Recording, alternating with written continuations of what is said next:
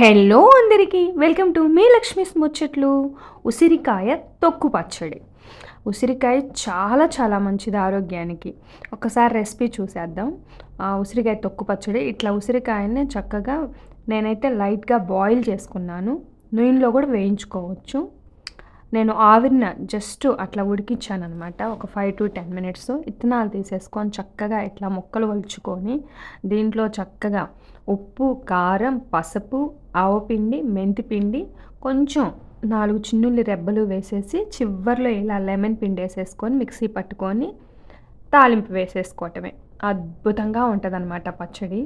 ఉసిరికాయని ఏ రూపంలో తీసుకున్నా మంచిదే. మార్నింగ్ ఐస్ క్యూబ్స్ లాగా తీసుకుంటాము. తర్వాత అన్నం తిన్నాక ఉసిరి మురబ్బా ఒక స్పూన్ తీసుకుంటాము. ఇట్లా ఉసిరికాయ పచ్చడిని కాయల పచ్చడి పెట్టుకోవచ్చు, ఇలా తొక్కు పచ్చడి. కాయల పచ్చడి ఏంటంటే నాకు ఇది వింటర్ సీజన్ కదా, చింతపండు పులుసు అనేది కొంచెం ప్రాబ్లం అవుతుంది. అందుకని ఇలా అయితే ఉసిరి ఎక్కువ మొత్తంలో తింటాం కదా, చింతపండు వేయం కాబట్టి ప్రాబ్లం కూడా ఏమీ లేదు.